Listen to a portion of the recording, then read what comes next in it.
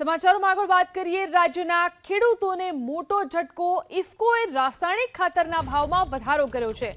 પ્રતિ 50 કિલોના ભાવમાં 250 રૂપિયાનો વધારો કરી દેવામાં આવ્યો છે।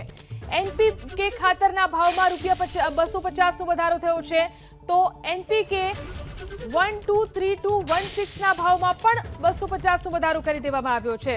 તો ખેડૂતોને આ મોટો ઝટકો, એક તો ખેડૂતોને ખાતર મળતું નથી અને ઉપરથી ભાવમાં પણ વધારો કરી દેવામાં આવ્યો છે। રાજ્યના ખેડૂતોને આ મોટો ઝટકો। કિસાન સંઘના પૂર્વ અધ્યક્ષ વિઠ્ઠલ દુધાત્રા આપણી સાથે ફોન લાઈનથી જોડાયા છે। વિઠ્ઠલભાઈ, જે રીતે ઇફકોએ રાસાયણિક ખાતરના ભાવમાં વધારો કર્યો છે, ખેડૂતો માટે કેટલી મુશ્કેલી કહી શકાય? ચોક્કસ ખેડૂતો માટે અત્યારે પીળા ઉપર પાટું સમાન ભાવ વધારો કહી શકાય। ખાસ કરીને જ્યારે ખેડૂતોને એના માલના પોષણક્ષમ ભાવ મળતા ન હોય એવા સંજોગોની અંદર ઇનપુટની અંદર ભાવ વધારો એ અસહ્ય છે। અત્યારે ખેડૂતોને મોંઘવારીની દ્રષ્ટિએ રાસાયણિક ખાતરો છે, જંતુનાશક દવાઓ છે, મજૂરી છે, બિયારણો છે, આમાં વ્યાપક પ્રમાણમાં સતત કૂદકે ને ભૂસકે ભાવ વધારો થઈ રહ્યો છે। એવા સંજોગોની અંદર ખેડૂતોએ પકવેલા એના માલ એમએસપી થી નીચે વેચાઈ જઈ રહ્યા છે। આવા સંજોગોની અંદર આ ભાવ વધારો ખેડૂત માટે ખરેખર એક કમરતોડ છે અને મોટા પ્રમાણમાં ખેડૂતોને આવકમાં અને એના ખર્ચની અંદર વધારો કરશે અને આવક ઘટશે ભવિષ્યની અંદર ખેડૂતોની। અને જે અત્યારે મુશ્કેલી ખેતીમાં થઈ રહી છે એ જ મુશ્કેલી આગળ વધશે એવું મારું માનવું છે। જી આભાર વિઠ્ઠલભાઈ, અમારી સાથે જોડાઈને વાત કરવા માટે। ખેડૂત આગેવાન જયેશ પટેલ પણ આપણી સાથે ફોન લાઈનથી જોડાયા છે। જયેશભાઈ, ઇફકોએ રાસાયણિક ખાતરના ભાવમાં વધારો કર્યો છે અને વધારો પ્રતિ 50 કિલો ખાતરની થેલીના ભાવ 1720 રૂપિયા કરી દેવામાં આવ્યા છે। શું કહેશો આ ભાવ વધારાને લઈને? ખાસ કરીને ઇફકો રાસાયણિક ખાતર બનાવતી કંપની ખેડૂતોની માલિકીની સંસ્થા છે અને ખેડૂતોનો હૃદય છે। પણ જે રીતે ખાસ કરીને એનપીકે 10-26-26 અને 12-32-16માં એમણે જે ભાવ વધારો કર્યો છે 250 રૂપિયા ગુણી દીઠ, ખૂબ જ મોટો વધારો છે। ખેડૂતો આ સ્વીકારી શકે એમ નથી। સતત ખેડૂતોના ખેતી ખર્ચ વધી રહ્યા છે। બીજી બાજુ જે રીતે એના ઉત્પાદન ખર્ચા વધી રહ્યા છે, બીજી બાજુ એમને જે રીતે ટેકાના ભાવો મળવા જોઈએ ન મળવાને કારણે ખેડૂતોમાં નારાજગી છે। અને ખાસ કરીને જે રીતની સ્થિતિ બનતી જાય છે, તમે જો તો યુરિયા ખાતર સમગ્ર દેશમાં છેલ્લા 10 વર્ષથી સૌથી સસ્તું ખાતર હોય તો યુરિયા ખાતર છે। એ 5 થી 6 રૂપિયા કિલો વેચાઈ રહ્યું છે। બીજી બાજુ ફોસ્ફરસ અને પોટાશ ખાતરોમાં જે રીતે ભાવ વધારો આવી રહ્યો છે એને કારણે ખેડૂતોમાં ખૂબ જ મોટી નારાજગી છે। અને ખાસ કરીને કેન્દ્ર સરકારે અત્યારે ડીએપી ખાતર પર લગભગ 2600 કરોડ રૂપિયાની વધારાની સબસિડી જાહેર કરી હતી અને એને કારણે ડીએપીમાં ભાવ વધારો શક્ય બન્યો નથી। એવું જ ઉત્તમ ઉદાહરણ એનપીકે ખાતરમાં પણ જો સરકાર જી આભાર જયેશભાઈ, અમારી સાથે જોડાઈને વાત કરવા માટે। ભાજપ નેતા હિતેન્દ્ર પટેલ પણ આપણી સાથે ફોન લાઈનથી જોડાયા છે। હિતેન્દ્રભાઈ, ઇફકોએ રાસાયણિક ખાતરના ભાવમાં વધારો કર્યો છે જેના કારણે ખેડૂતોની અંદર નારાજગી છે। એક તો તેમને પોષણક્ષમ ભાવ મળતા નથી અને ઉપરથી ખાતરના ભાવમાં વધારો કરી દેવામાં આવ્યો છે। કેમ આ ભાવ વધારો? મોટાભાગે આપના માધ્યમથી આ જાણકારી મળી છે। કેન્દ્રીય કેબિનેટે નવા વર્ષ માટે રવિ સિઝન માટે પણ ન્યુટ્રિશન બેઝ જે સબસિડી છે તો ખાતરોના આંતરરાષ્ટ્રીય બજારમાં જે ભાવ વધારો થયો ખેડૂતોને ન સહન કરવો પડે એ માટે કેન્દ્ર સરકારે એની સબસિડી મંજૂર પણ કરેલી છે। સામાન્ય રીતે ખાતરો કંપનીઓ પોતાની રીતે બનાવે અને વેચતી હોય છે, એને જે ભાવ વધારો સહન કરવો પડે એના માટે ખેડૂતોની બિહાફ કેન્દ્ર સરકારે સબસિડી આપતી હોય છે। તો કેન્દ્રીય કેબિનેટે વધારાની સબસિડી મંજૂરી કરેલી છે। આ કોઈ પ્રક્રિયા એની ચોક્કસ માહિતી નથી, પણ આ પ્રક્રિયા મને લાગે છે કે ઇફકો કંપનીનું બોર્ડ એ પોતાની પડતર નક્કી કરી અને વેચાણ ભાવ નક્કી કરવા માટે અને પાછલા વેચાણ ભાવમાં જે વધારાનો બોજ હશે એ પ્રમાણે વેચાણ ભાવ નક્કી કર્યો હશે। પણ કેન્દ્ર સરકારે જે સબસિડી મંજૂરી કરી છે એને આધારે ખૂબ ઝડપથી એમાં જૂના ભાવે જ એનો વધારો ખેડૂતોને ના વેચવો પડે એવું કેન્દ્ર સરકાર નિશ્ચિત કરશે। જી આભાર, અમારી સાથે જોડાઈને વાત કરવા માટે। તો કેન્દ્ર સરકાર નિશ્ચિત કરશે કે જૂના ભાવે જ ખેડૂતોને ખાતર મળી રહે તેવી વાત કરવામાં આવી રહી છે, પરંતુ ઇફકોએ રાસાયણિક ખાતરમાં અધધા ભાવ વધારો કર્યો છે। કોંગ્રેસ નેતા મનહર પટેલ આપણી સાથે ફોન લાઈનથી જોડાયા છે। મનહરભાઈ, ઇફકોએ રાસાયણિક ખાતરના ભાવમાં વધારો કર્યો છે, ખેડૂતોની મુશ્કેલી સતત વધી રહી છે, શું કહેશો?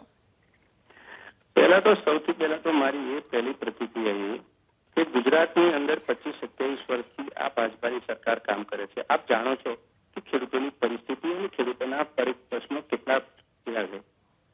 ખાતર હોય કે બિયારણ હોય કે કોઈ પણ એગ્રીકલ્ચર ઇનપુટ્સ હોય, આનો સતત ભાવ વધવો અને એની સામે ખેડૂતોને જે પેદાશ મળે છે એની અંદર ભાવ ન મળે।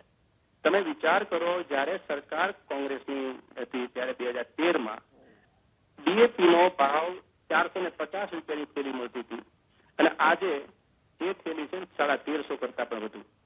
આટલો ભાવ વધારો થાય છે તો એક સહજ રીતે આ રાજકીય રીતેનો પ્રશ્ન નથી।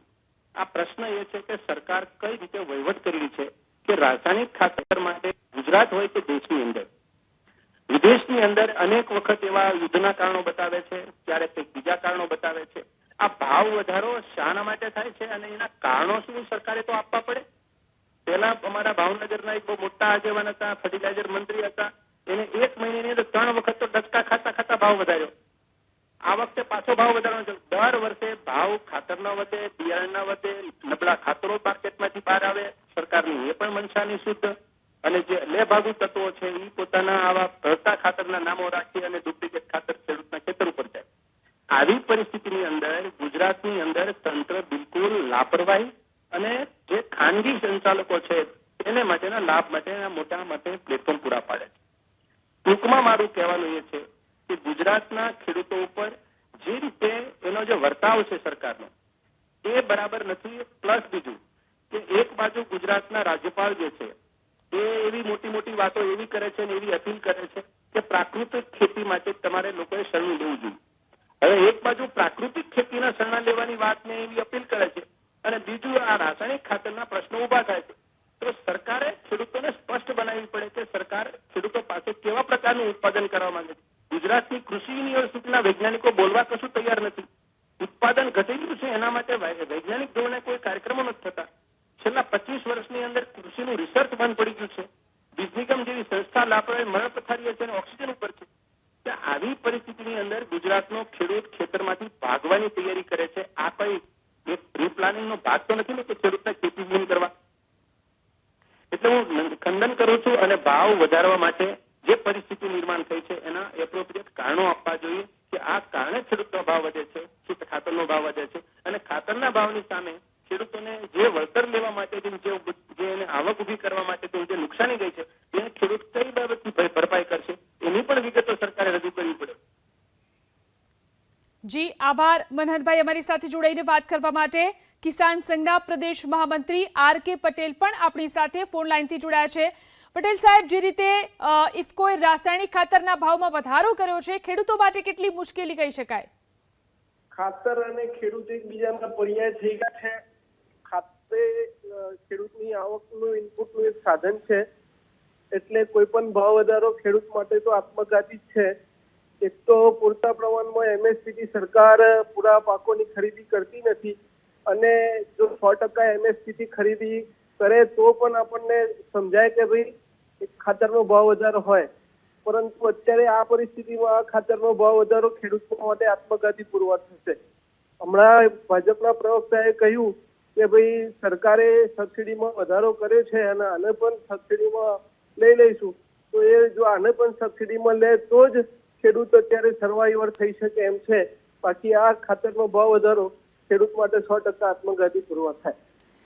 સરકાર કોઈ સ્પષ્ટ કારણ પણ આપ્યું નથી કે કેમ ભાવ વધારો કરવામાં આવ્યો છે। એક તરફ ખેડૂતોને પોષણક્ષમ ભાવ મળતા નથી, બીજી તરફ બિયારણના ભાવ પણ સતત વધી રહ્યા છે અને ખાતરના ભાવ પણ કૂદકે ને ભૂસકે વધી રહ્યા છે।